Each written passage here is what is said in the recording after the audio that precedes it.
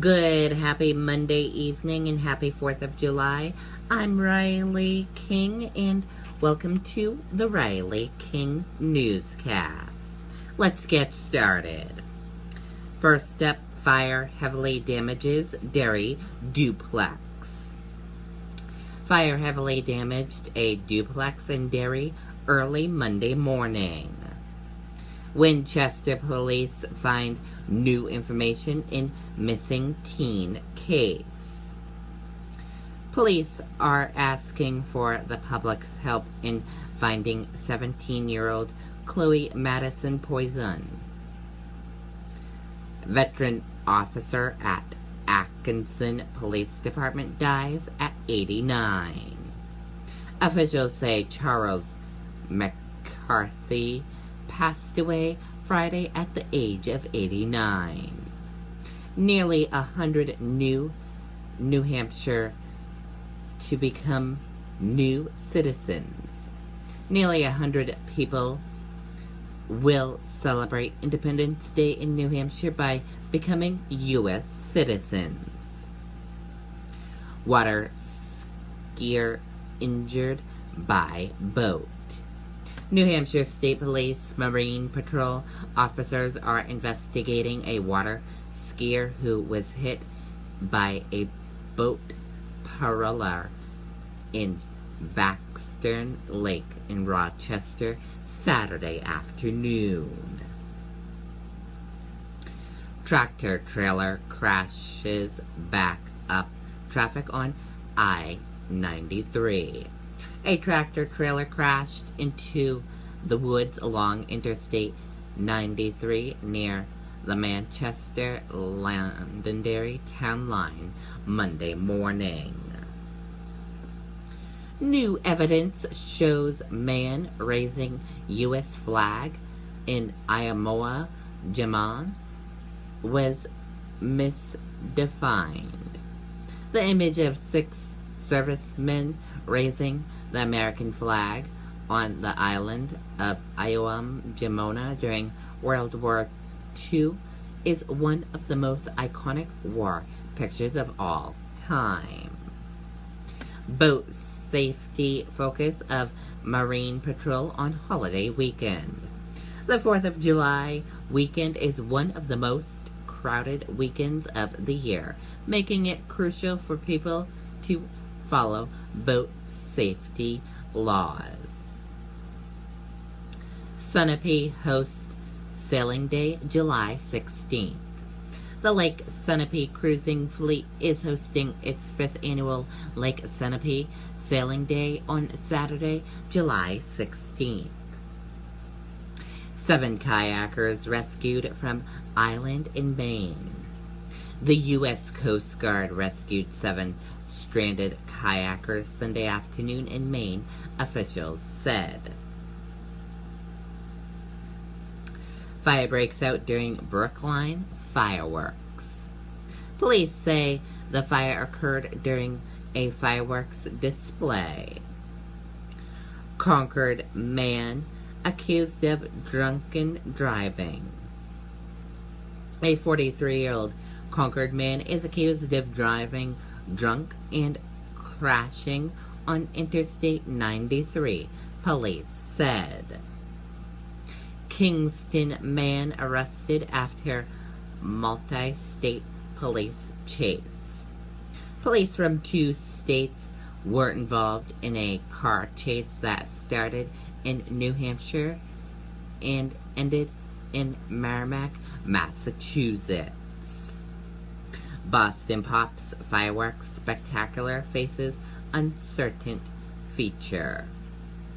This 4th of July, the cannons will roar and fireworks will burst in brilliant color as a world-class orchestra drives home the Cinematographic final of Chauncey 1812, overturned as they have for decades over Boston's Charles River. Few Fennelly's registering to vote in Virginia. When Virginia Governor Terry McAuliffe restored voting rights to more than 200,000 state citizens with felony convictions in April, he, much to the dismay of the state Republicans, opened the door to rush of likely Democrat voters in the state, whose recent presidential elections have been decided by razors and margarines. Hillary Clinton's busy weekend, an FBI interview, and a Broadway show. Take a listen to the video we have for you from ABC News. So make sure you find your ideal hotel for the best price. Hotel Trivago. Hillary was grilled by the FBI this weekend over her use of a private email server, and Donald Trump on the attack, but facing some backlash for his latest online posting. ABC's Mary Bruce is in Washington with more. Good morning, Mary. Hi, good morning. Well, this is an interview that could change the shape of the presidential race as the FBI now inches closer to deciding whether Hillary Clinton mishandled classified information and whether charges should be filed. This morning, all eyes are on the FBI and when it will announce the findings of its investigation into Hillary Clinton's emails. After being questioned for 3.5 hours, Clinton is looking to put the controversy behind her. I'm eager to do it. I was pleased to have the opportunity to assist the department in bringing its review to a conclusion.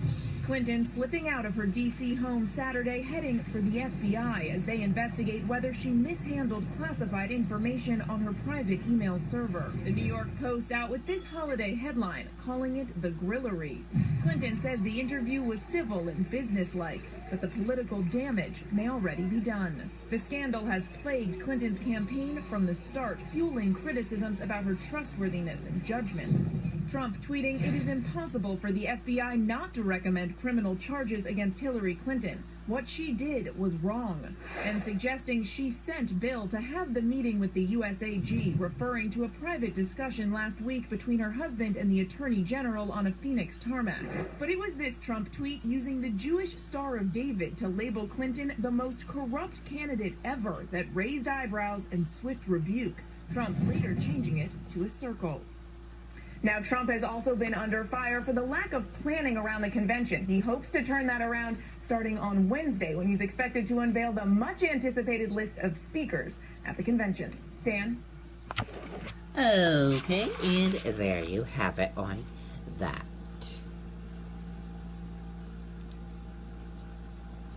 Joey Chestnut resigns hot dog eating title, breaking own record with 70 hot dogs.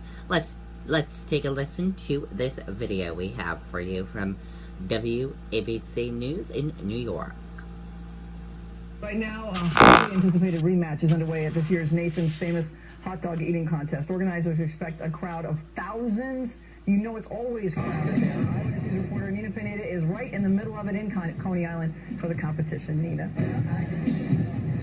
Oh, you're so right, Michelle. Thousands of people have gathered for the Super Bowl of scarf downs to see who can throw down the most hot dogs and buns. I'm going to show you what it looks like because the men have just gathered on the stage. They're being introduced, and you can see all the people watching on the screens, and they're right behind here on the corner of Stillwell and Surf, marking this tradition, this 100-year anniversary. Happy 4th of July. This draws competitive eaters from around the world. Spectators gather here just a block from the famous Coney Island Boardwalk. The excitement this year is going to be to see if Joey Chestnut can regain the title he lost in an upset last year to Matt Stoney. They're both on the stage. Chestnut set a world record last weekend in the qualifying round in D.C. He actually ate 73 hot dogs. He has to see if he can beat his record here in Coney Island of 60 hot dogs. The women's event went off at about 11 o'clock. Last year's winner, Mickey Sudo of Las Vegas, defended her title. She actually ate 38 and a half. And And fans of this spectator sport really say these competitors make it look easy because this sport requires some serious training. Most of them do water training or watermelon training, and that's how they can stretch out their stomachs to expand in the month before Coney. So do you think that Joey will regain his title? Oh, yes, and I think he's going to break his own record. I think he's going to eat 75 dogs today. What is this like, this 100-year tradition now to be celebrated at Coney Island? What does this mean to you? Oh, it's just so fantastic. We have this beautiful day, and we get to show off Nathan's to the world with our wonderful hot dog eating contest. It's so great.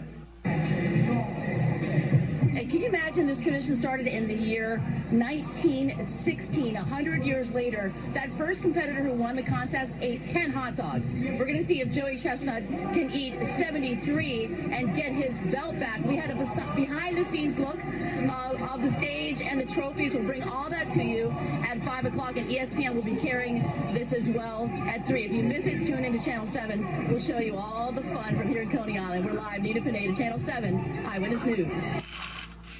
Okay, and that does it for the Riley King Newscast right here on the Riley King Network. I hope you all have a great rest of your Monday evening and have a great rest of your 4th of July. Bye, everyone.